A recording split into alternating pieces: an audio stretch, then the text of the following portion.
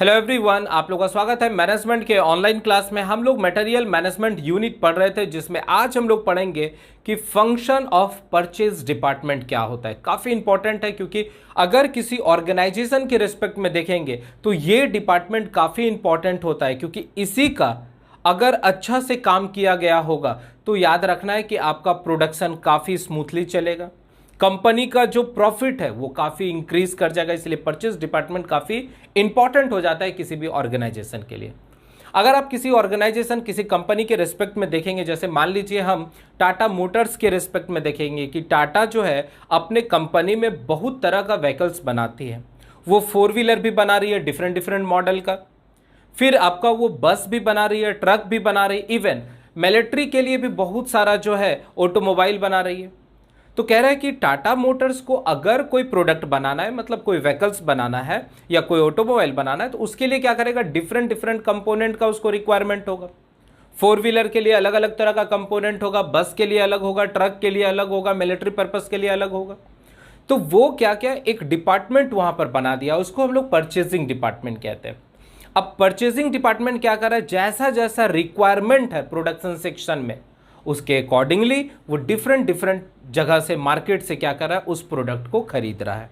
तो काफ़ी इंपॉर्टेंट हो जाता है किसी भी ऑर्गेनाइजेशन के अंदर परचेज डिपार्टमेंट का, क्योंकि परचेज डिपार्टमेंट अगर प्रॉपर वे में काम करेगा तो वो कंपनी का प्रोडक्शन स्मूथली चलेगा और उसका जो इनकम है, उसका जो सेल है, वो काफ़ी हाई रहेगा।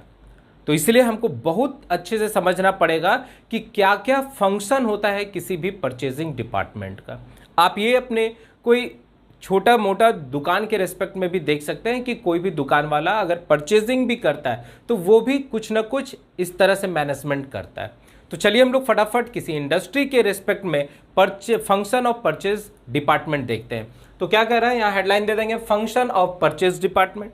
ठीक है, तो इसमें बहुत सारा फंक्शन है, कुछ इंपॉर्टेंट फंक्शन लिखे हैं। अगर मान लीजिए ये शॉर्ट आंसर टाइप के, क्योंकि ये आएगा भी तो शॉर्ट आंसर में आएगा, तो अगर शॉर्ट आंसर टाइप में आएगा तो इतना जरूरी नहीं कि आप 10 पॉइंट लिखेंगे, इसमें से कोई 5 इंपॉर्टेंट पॉइंट आप जरूर लिख देंगे। ठीक है, तो देखिए पहला फंक्शन क्या होता है किसी भी परचेजिंग डिपार्टमेंट का। अगर आप सुधा डेयरी भी चले जाएंगे तो वहां भी एक परचेजिंग डिपार्टमेंट बना हुआ है। अगर कोई बहुत बड़ा लोहा का इंडस्ट्रीज है जहां बहुत डिफरेंट डिफरेंट कंपोनेंट बनता है, नट बोल्ट बन रहा है, बियरिंग बन रहा है, साफ्ट बन रहा है, एक्सल बन रहा है, तो वहां भी एक परचेजिंग डिपार्टमेंट होगा। इवन रेलवे का जहां कोच बनता है, रेलवे का जहां इंजन बनता है, अगर उसके कारखाना में भी जाएंगे तो वहां भी एक डिपार्टमेंट बना हुआ रहता है, परचेजिंग डिपार्टमेंट। ठीक है, तो परचेजिंग डिपार्टमेंट का क्या क्या फंक्शन होता है, तो सबसे पहला है to purchase right quantities in right time.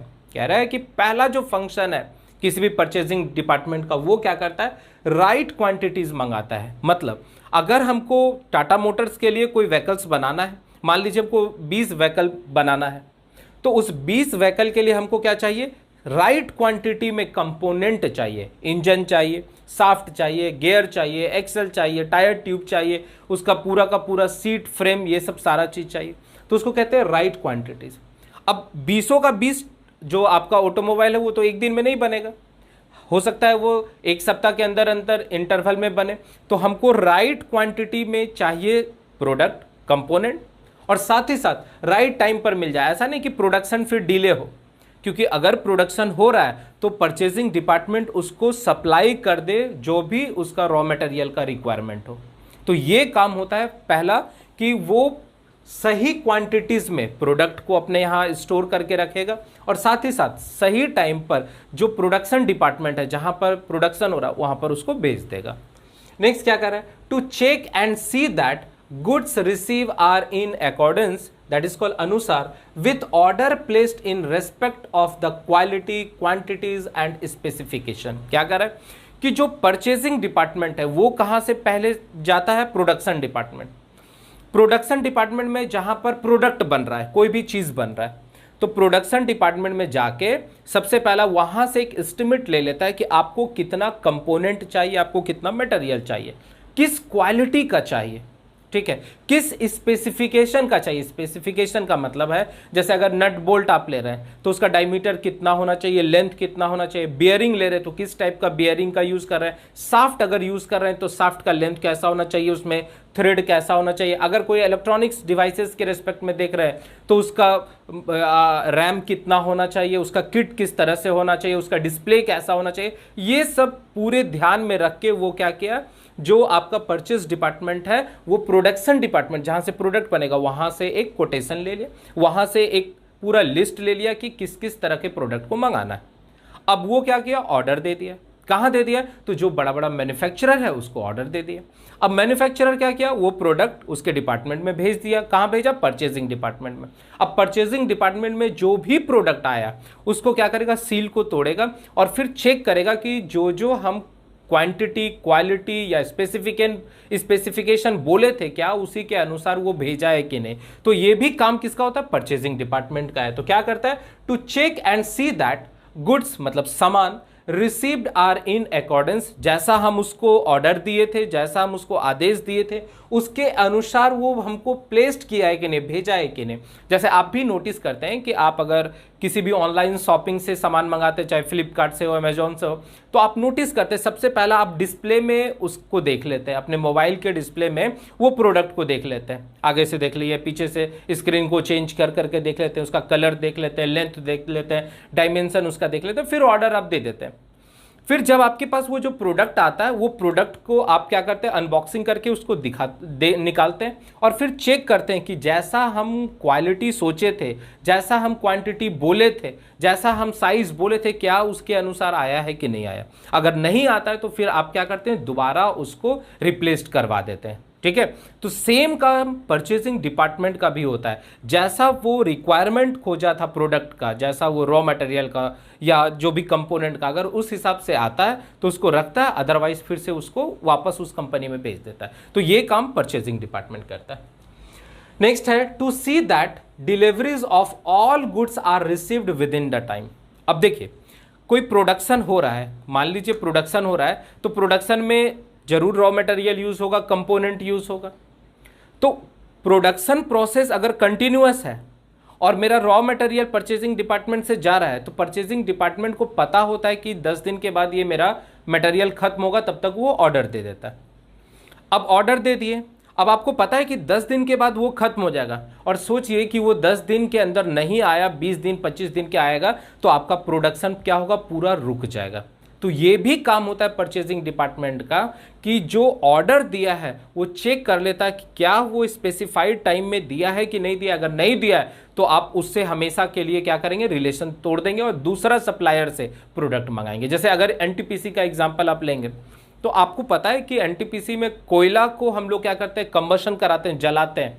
कहाँ पर, बॉयलर में, और वहाँ से हीट जो जनरेट होता है उससे स्टीम बनता है, और फिर वो स्टीम टरबाइन के पास जाता है, उसको रोटेट कराता है, फिर अल्टरनेटेड शाफ्ट के साथ कनेक्टेड रहता है, और वहाँ से इलेक्ट्रिसिटी बनता है। तो अगर आप किसी थर्मल पावर प्लांट में जाएंगे तो वहाँ आप नोटिस करेंगे कि लगभग 45 दिन का कोयला का स्टोरेज करके रखा हुआ रहता है, और जैसे कोयला खत्म होने वाला रहता है तो 45 दिन पहले ही उसको ऑर्डर दे दिया जाता है कि आप एक रेलवे का बड़ा सा ट्रैक जो है भेज दीजिए, रेक भेज दीजिए जिसमें कोयला रहेगा।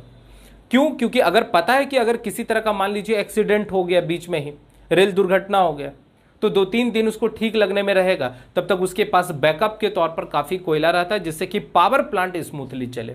उसी तरह अगर कोई प्रोडक्शन कंपनी है, कोई मैन्युफैक्चरिंग कंपनी कोई प्रोडक्ट बना रही है, तो ये भी इंपॉर्टेंट है कि परचेसिंग डिपार्टमेंट ये सुनिश्चित करेगा कि जो हम ऑर्डर दिए जितने क्वांटिटी का, क्या वो सही समय पर आ रहा है कि नहीं आ रहा। अगर नहीं आएगा तो उसका पूरी कंपनी का प्रोडक्शन क्या होगा, रुक जाएगा, और प्रोडक्शन रुक जाएगा तो लाखों करोड़ों रुपया का नुकसान होता है। ये काम परचेसिंग डिपार्टमेंट का है, to see that deliveries of all goods are receive within time. Next क्या कह रहा है, maintain record of all purchases. ये भी एक काम इंपॉर्टेंट होता है परचेजिंग डिपार्टमेंट का, कि जो भी प्रोडक्ट मंगाना है, देखिए जहां पर प्रोडक्शन हो रहा है वहां से उसको पता चल जाता है कि हमको कौन कौन सा सामान मंगाना। अब प्रोडक्शन डिपार्टमेंट से जैसे उसको लिस्ट मिल जाता है तो वो ये नोटिस करता है कि जो सामान हम मंगा रहे हैं उसका कॉस्ट कितना होना चाहिए। वो अलग अलग जो सप्लायर है उसका कॉस्ट से मैच कर लेता है, जिसका कम रहता है वहां से वो सप्लाई कर लेता है। तो ये क्या करता है, ये जो परचेजिंग डिपार्टमेंट होता है वो हर एक मटेरियल का रिकॉर्ड रखता है कि कितना क्वांटिटी मंगाना है, कितना प्राइस होगा, किस सप्लायर से मंगाना, ये सब रिकॉर्ड उसके पास रहता है। नेक्स्ट क्या है, 5वां number, to prepare purchase budget. अभी क्या बताऊं कि प्रोडक्शन डिपार्टमेंट से या किसी भी मैन्युफैक्चरिंग कंपनी से उसको पता चल जाता है कि हमको कितना प्रोडक्ट रॉ मटेरियल चाहिए, कंपोनेंट चाहिए जिससे कोई प्रोडक्ट बने। तो उस प्रोडक्ट का सबसे पहला क्या करता है, बजट वो बना लेता है। बजट बना लेता है कि इसका कॉस्टिंग कितना पड़ेगा, ये जो हम ट्रांसपोर्टेशन से मंगाएंगे उसका ट्रांसपोर्टेशन चार्ज कितना लगेगा, ये सब का एक बजट बना के उसका जो टॉप लेवल मैनेजमेंट होता है उसको बताता है कि सर इतना प्रोडक्ट मंगाने में हमको इतना करोड़ों या लाखों रुपया का खर्च आएगा, तो हम कितने को मंगाएं। तो उसके अकॉर्डिंगली क्या करता है, वो सप्लायर को बोलता है कि हमको इतना प्रोडक्ट भेज दीजिए। तो याद रखना है, परचेजिंग डिपार्टमेंट का एक और काम होता है कि वो पूरा बजट बनाता है साल भर का, कि मेरे पास इतना पैसा है, हमको किस किस तरह से परचेजिंग करना है। नेक्स्ट क्या कह रहा है, to prepare up to date list of material required for the different department और सेक्शन। परचेजिंग डिपार्टमेंट का एक और काम होता है, किसी बड़े ऑर्गेनाइजेशन में बहुत तरह का प्रोडक्ट बनता है। अगर आप सेल इंडस्ट्रीज में चले जाएंगे तो वहां सेल में क्या होता है, बहुत सारा कंपोनेंट बनता है अलग अलग तरह का। तो एक उसका परचेजिंग डिपार्टमेंट होता है, तो वो क्या करता है, अलग अलग डिपार्टमेंट में चला जाता है, वहां से पता करता है कि आपको क्या रिक्वायरमेंट है, आपको क्या रिक्वायरमेंट है, आपको क्या रिक्वायरमेंट। और परचेजिंग डिपार्टमेंट हर एक सेक्शन का, हर एक डिपार्टमेंट का रिक्वायरमेंट को नोटिस कर लेता है या उसको लिख लेता है, और उसके अकॉर्डिंगली जो है वो सप्लायर को ऑर्डर देता है। तो रिपीट कर रहा हूं, to prepare up to date list of material required for the different department और सेक्शन। आप अगर अपने कॉलेज का ही एग्जांपल लेंगे तो आपके कॉलेज में क्या है, मैकेनिकल डिपार्टमेंट है, सिविल है, इलेक्ट्रिकल है, इलेक्ट्रॉनिक्स है। तो आपके कॉलेज में भी क्या होता है, हर साल एक इस तरह से परचेसिंग का ऑर्डर दिया जाता है। इसका मतलब हर डिपार्टमेंट में कितना मशीन चाहिए, कितना कंज्यूमेबल आइटम चाहिए। जैसे इलेक्ट्रॉनिक्स वाले डिपार्टमेंट में आप चले जाएंगे तो वहां भी क्या चाहिए, कैपेसिटर चाहिए, रेसिस्टेंस चाहिए, और भी बहुत सारा इलेक्ट्रॉनिक्स इक्विपमेंट चाहिए। इलेक्ट्रिकल वाले में भी चले जाएंगे तो वहां भी अलग अलग तरह का मोटर चाहिए, इंजन चाहिए, मशीन चाहिए। मैकेनिकल चले जाएंगे तो वहां भी बहुत तरह का मशीन रहेगा। वेल्डिंग शॉप में चले जाएंगे तो वहां कंज्यूमेबल आइटम होगा। तो वो सब चीज़ का क्या करता है, अलग अलग डिपार्टमेंट से रिकॉर्ड ले लेता है कि कितना मटेरियल हमको मंगाना है। तो ये भी काम किसका होता है, परचेजिंग डिपार्टमेंट का होता है। नेक्स्ट क्या कर रहा है, to maintain uninterrupted supply of material to various production section. Purchasing department का एक और काम होता है कि किसी तरह का जो प्रोडक्शन है वो रुके नहीं, किसी तरह का कोई रुकावट नहीं आए। इसके लिए क्या करेगा, प्रॉपर वे में, प्रॉपर क्वांटिटी में रॉ मटेरियल का, कंपोनेंट का वो सप्लाई करते रहेगा। ठीक है। नेक्स्ट क्या कर रहा है, to maintain inventory at optimum level. Optimum का मतलब होता है उत्कृष्ट, इन्वेंट्री का मतलब होता है जो आप रॉ मटेरियल मंगा रहे हैं, जो कंपोनेंट मंगा रहे हैं, उसको डायरेक्ट प्रोडक्शन सेक्शन में आप नहीं भेज सकते हैं, उसको अपने डिपार्टमेंट में रखिए। और जब प्रोडक्शन सेक्शन वाला, प्रोडक्शन डिपार्टमेंट वाला जब आपसे मांगेगा तब आप उसको सप्लाई कीजिए। तो ये भी काम होता है परचेजिंग डिपार्टमेंट का कि जो भी कंपोनेंट आ रहा है, जो भी प्रोडक्ट आ रहा है, उसको किस तरह से इन्वेंट्री करे, कैसे रख रखाव करे। ठीक है, और इस तरह से करे कि ज्यादा से ज्यादा कॉस्ट उसमें नहीं लगे। To take decision about disposal of salvage and scrap. अब ये भी एक काम होता है, जैसे मान लीजिए बहुत बड़ा ऑर्गेनाइजेशन है तो अलग अलग डिपार्टमेंट में बहुत सारा मशीन खराब हो रहा है, कुछ कंपोनेंट खराब हो जा रहा है। ठीक है, बहुत सारा रॉ मटेरियल बच जा रहा है। जैसे डब्बा हो गया है, मान लीजिए डब्बा में आपका कोई ऑयल है तो ऑयल आप मशीन में डाले, बाकी बस डब्बा रह गया। हो सकता है बहुत सारा अल्मुनियम का कंटेनर हो, वो रह गया हो, टीन का कंटेनर हो, या हो सकता है मशीनरी पार्ट्स में जो उसका रेसिड्यू बचा वो सब रह गया हो।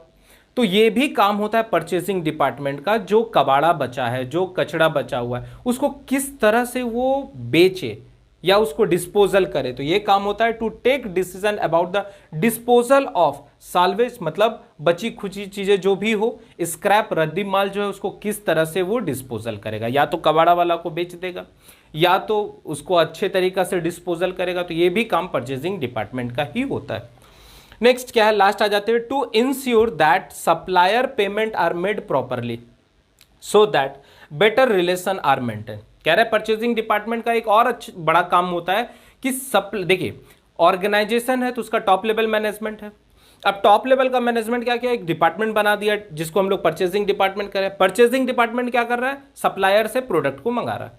तो ये भी एक बहुत इंपॉर्टेंट काम होता है कि जो परचेजिंग डिपार्टमेंट का मैनेजर है वो सप्लायर को प्रॉपर वे में पेमेंट करे। जैसे आपके यहाँ प्रोडक्ट आया, जैसे आपका रॉ मटेरियल पहुंच गया, कहाँ से, मैन्युफैक्चरर से, तो आप तुरंत उसको क्या कीजिए, 2 दिन 3 दिन में उसको पेमेंट कर दीजिए, जिससे कि आपका सप्लायर के साथ, आपके डिपार्टमेंट के साथ, आपके ऑर्गेनाइजेशन के साथ अच्छा रिलेशन रहे। तो ये काम भी क्या है, परचेसिंग डिपार्टमेंट के अंदर आता है। तो आई होप आपको फंक्शन ऑफ परचेज डिपार्टमेंट बहुत अच्छे से समझ में आ चुका होगा। फटाफट इसको नोट करेंगे और नेक्स्ट लेक्चर में हम लोग नए टॉपिक के साथ मिलेंगे। तब तक आप लोग मन लगा के पढ़ते रहिए, ठीक है। Thank you.